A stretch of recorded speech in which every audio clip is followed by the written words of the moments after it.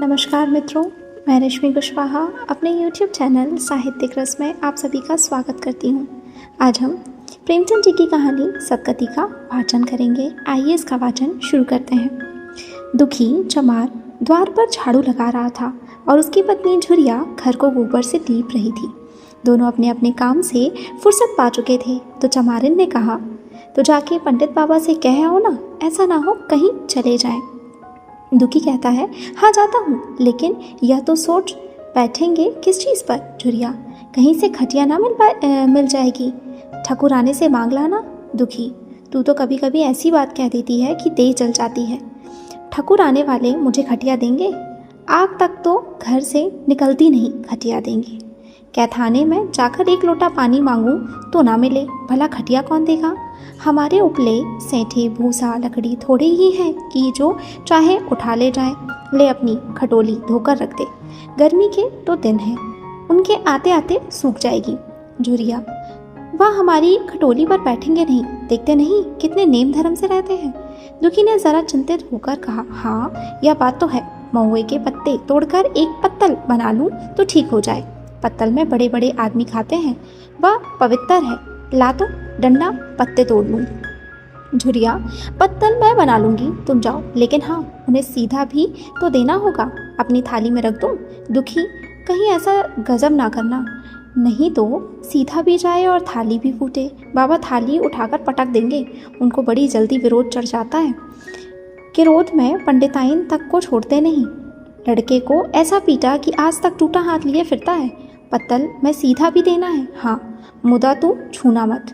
झुरी, गौड़ की लकड़ी को लेकर शाह की दुकान से सब चीज़ें ले आना, सीधा भरपूर हो।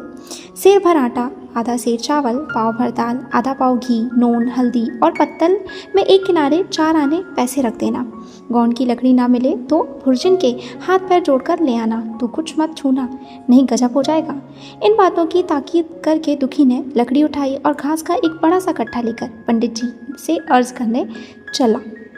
खाली हाथ बाबा जी की सेवा में कैसे जाता? नजराने के लिए उसके पास घास के सिवाय और क्या था? उसे खाली देखकर तो बाबा दूर ही से दुत्कारते। पंडित घासीराम ईश्वर के परम भक्त थे। नींद खुलते ही ईर्षोपासन में लग जाते, मुंह हाथ धोते। 8 बजते तब असली पूजा शुरू होती, जिसका पहला भाग भंग की तैयारी थी। उसके बाद आधा घंटे तक चंदन रगड़ने, फिर आईने के सामने एक तिनके से माथे पर तिलक लगाते। चंदन की 2 रेखाओं के बीच में लाल रोरी की बिंदी होती थी। फिर छाती पर, बाहों पर चंदन की गोल गोल मुद्रिकाएं बनाते। फिर ठाकुर जी की मूर्ति निकालकर उसे नहलाते, चंदन लगाते, फूल चढ़ाते, आरती करते, घंटी बजाते। 10 बजते बजते वह पूजन से उठते और भंग छानकर बाहर आते।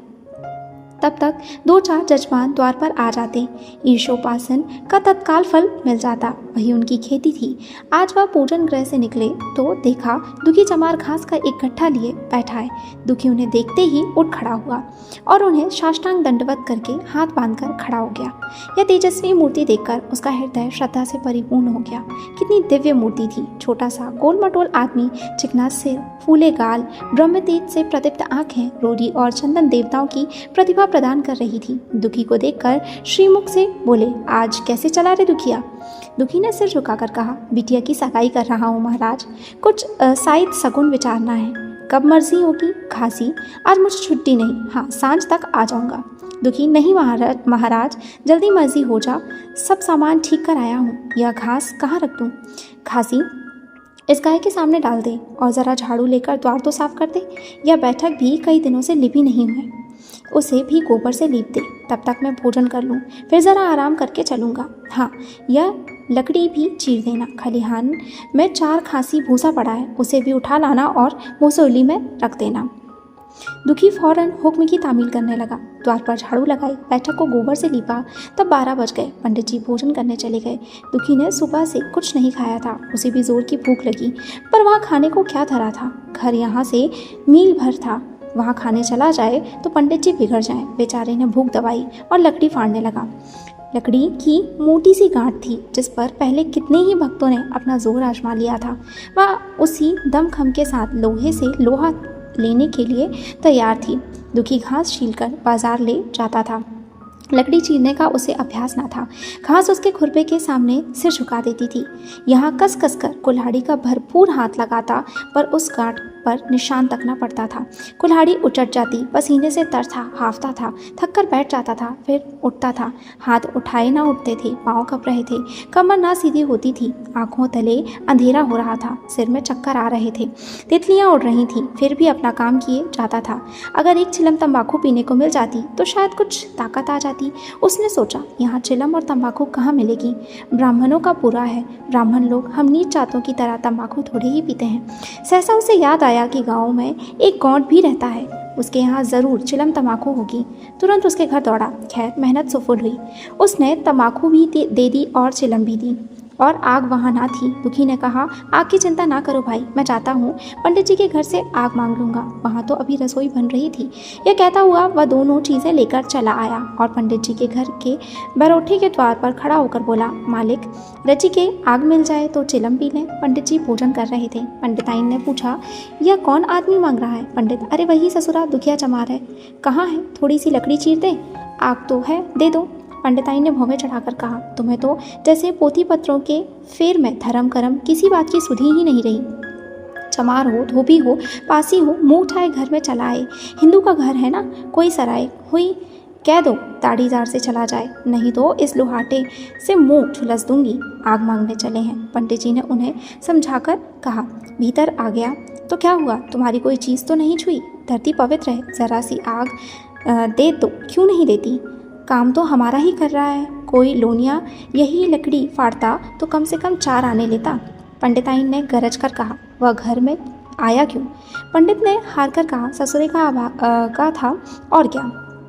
पंडिताइन, अच्छा इस वक्त तो आग दिए देती हूँ, लेकिन फिर जो इस तरह घर में आएगा तो उसका मुंह ही जला दूंगी। दुखी के कानों में इन बातों की भनक पड़ रही थी, पछता रहा था, नाहक आया। सच तो कहती है, पंडित के घर में चमार कैसे चला आए? बड़े पवित्र होते हैं ये लोग, तभी तो संसार पूछता है, तभी तो इतना मान है। भर चमार थोड़े ही है, इसी गांव में बूढ़ा हो गया, मगर मुझे इतनी अकल भी ना आई, इसलिए अब पंडिताइन आग लेकर निकली तो वह मानो स्वर्ग का वरदान पा गया। दोनों हाथ जोड़कर जमीन पर माथा टेकता हुआ बोला, पंडिताइन माता, मुझसे बड़ी भूल हुई कि घर में चला आया, चमार की अकल ही तो ठहरी। इतने मूर्ख ना होते तो लात क्यों खाते? पंडिताइन चिमटे से पकड़कर आग लाई थी। 5 हाथ की दूरी से घूंघट की आड़ से दुखी की तरफ आग फेंकी। आग की बड़ी सी चिंगारी दुखी के सिर पर पड़ गई। जल्दी से पीछे हटकर सिर के झोंटे देने लगा। उसने मन में कहा, यह एक पवित्र ब्राह्मण के घर को अपवित्र करने का फल है। भगवान ने कितनी जल्दी फल दे दिया। इसी से तो संसार पंडितों से डरता है और सबके रुपए मारे जाते हैं। ब्राह्मण के रुपए भला कोई मार तो ले, घर भर का सत्यानाश हो जाए। पाँव गल गल कर गिरने लगे। बाहर आकर उसने चिलम पी और फिर कुल्हाड़ी लेकर जुट गया। खट खट की आवाज़ें आने लगीं। उस पर आग पड़ गई तो पंडिताइन को उस पर कुछ दया आ गई। पंडित जी भोजन करके उठे तो बोली, इस चमरवा को भी कुछ खाने को दे दो, बेचारा कब से काम कर रहा है, भूखा होगा। पंडित जी ने इस प्रस्ताव को व्यवहारिक क्षेत्र से दूर समझकर पूछा, रोटियां हैं? पंडिताइन, 2-4 बच जाएंगी। पंडित, 2-4 रोटियों में क्या होगा, चमार है, कम से कम सेर भर चढ़ा जाएगा।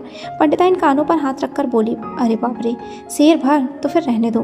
पंडित जी ने अब सेर बनकर कहा, कुछ भूसी चोकर हो तो आटे में मिलाकर 2 ठो लिट्ठा ठोक दो, साले का पेट भर जाएगा। पतली रोटियों से इन नीचों का पेट नहीं भरता, इन्हें तो ज्वार का लिट्ठा चाहिए। पंडिताइन ने कहा, अब जाने भी दो, धूप में कौन मरे।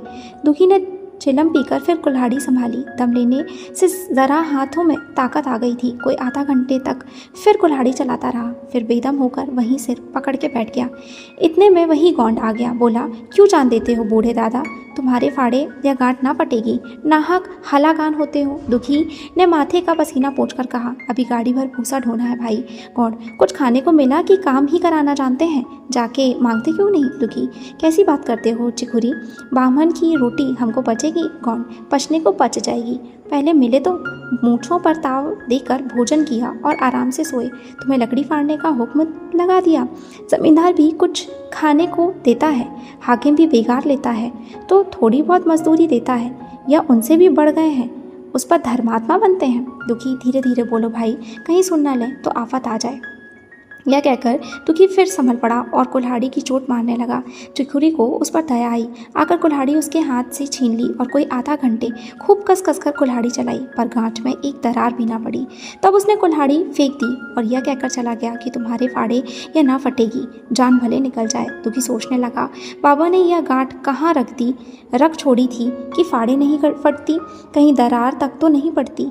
मैं कब तक इसे चीरता रहूँगा? अभी घर पर 100 काम पड़े हैं, कार परोजन का घर है, एक ना एक चीज़ घटी ही रहती है, पर इन्हें इसकी क्या चिंता। चलूँ, जब तक भूसा ही उठा लाऊं। कह दूंगा बाबा आज तो लकड़ी नहीं फटी, कल आकर फाड़ दूंगा। उसने झौवा उठाया और भूसा ढोने लगा। खलिहान यहाँ से 2 फरलांग से कम ना था।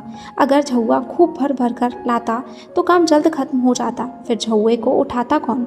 अकेले भरा हुआ झौवा उससे ना उठ सकता था, इसलिए थोड़ा थोड़ा लाता था। 4 बजे कहीं भूसा खत्म हुआ। पंडित जी की नींद भी खुली, मुँह हाथ धोया, पान खाया और बाहर निकले। देखा तो दुखी झौवा सिर पर रखे सो रहा है। जोर से बोले, अरे दुखिया, तू सो रहा है? लकड़ी तो अभी ज्यों की त्यों पड़ी है, इतनी देर तू करता क्या रहा? मुट्ठी भर भूसा ढोने में संझा करती, उस पर सो रहा है। उठा ले कुल्हाड़ी और लकड़ी फाड़ डाल, तुझसे जरा सी लकड़ी नहीं पड़ती। फिर शायद भी वैसी ही निकलेगी, मुझे दोष मत देना। इसी से कहा है कि नीच के घर में खाने को हुआ और उसकी आंखें बदली। दुखी ने फिर कुल्हाड़ी उठाई।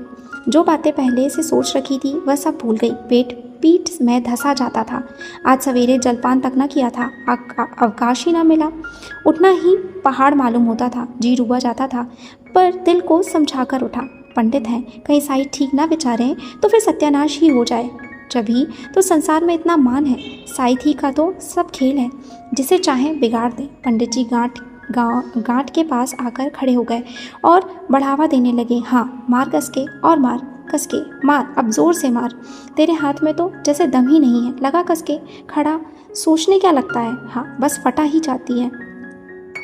दे उसी दरार में। दुखी अपने होश में ना था। ना जाने कौन सी गुप्त शक्ति उसके हाथों को चला रही थी। वह थकान, भूख, कमजोरी सब मानो भाग गई। उसे अपने बाहुबल पर स्वयं आश्चर्य हो रहा था। एक एक चोट वज्र की तरह पड़ती थी। आधा घंटे तक वह इसी उन्माद की दशा में हाथ चलाता रहा, यहाँ तक कि लकड़ी बीच से फट गई और दुखी के हाथों से कुल्हाड़ी छूटकर गिर पड़ी। इसके साथ ही वह भी चक्कर खाकर गिर पड़ा। भूखा प्यासा थका हुआ शरीर जवाब दे गया। पंडित जी ने पुकारा, उठ के 2-4 हाथ और लगा दे, पतली पतली चौलियाँ हो जाएं। दुखी ना उठा। पंडित जी ने अब उसे दिख करना उचित ना समझा। भीतर जाकर बूटी छानी, शौच गए, स्नान किया और पंडिताई बाना पहनकर बाहर निकले। दुखी अभी तक वहीं पड़ा हुआ था। जोर से पुकारा, अरे क्यों पड़े ही रहोगे दुखी? चलो, तुम्हारे ही घर चल रहा हूँ, सब सामान ठीक ठीक है ना? दुखी फिर भी ना उठा। अब पंडित जी को कुछ शंका हुई। पास जाकर देखा तो दुखी अकड़ा पड़ा हुआ था। बदहवास होकर भागे और पंडिताइन से बोले, दुखिया तो जैसे मर गया। पंडिताइन हकबकाकर बोली, वह तो अभी लकड़ी चीर रहा था ना? पंडित, हाँ, लकड़ी चीरते चीरते मर गया। अब क्या होगा? पंडिताइन ने शांत होकर कहा, होगा क्या? चमरौने से कहला भेजो, मुर्दा उठा ले जाए। एक क्षण में गांव भर में खबर हो गई। पूरे में ब्राह्मणों की ही बस्ती थी। केवल एक घर गौंड का था। लोगों ने इधर का रास्ता छोड़ दिया। कुएं का रास्ता उधर ही से था। पानी कैसे भरा जाए? चमार की लाश के पास से होकर पानी भरने कौन जाए? एक बुढ़िया ने पंडित जी से कहा, अब मुर्दा फिकवाते क्यों नहीं? कोई गांव में पानी पिएगा या नहीं? इधर गौंड ने चमरोने में जाकर सबसे कह दिया, खबरदार, मुर्दा उठाने मत जाना। अभी पुलिस की तहकीकात लगी है कि एक गरीब की जान ले ली। पंडित जी होंगे तो अपने घर के होंगे, लाश उठवाओगे तो तुम भी पकड़े जाओगे। इसके बाद ही पंडित जी पहुंचे, पर चमरोने का कोई आदमी लाश उठा लाने को तैयार ना हुआ। हाँ, दुखी की स्त्री और कन्या दोनों हाय हाय करती वहाँ चली और पंडित जी के द्वार पर आकर सिर पीट पीट कर रोने लगी। उनके साथ 10-5 और चमारें भी थीं। कोई रोती थी, कोई समझाती थी, पर चमार एक भी ना था। पंडित जी ने चमारों को बहुत धमकाया, समझाया, मिन्नत की, पर चमारों के दिल पर पुलिस का रौब छाया हुआ था। एक भी ना मिनका। आगे निराश होकर लौट आए। आधी रात तक रोना पीटना जारी रहा। देवताओं का सोना मुश्किल हो गया, पर लाश उठाने कोई चमार ना आया। और ब्राह्मण चमार की लाश कैसे उठाते भला? ऐसा किसी शास्त्र पुराण में लिखा है?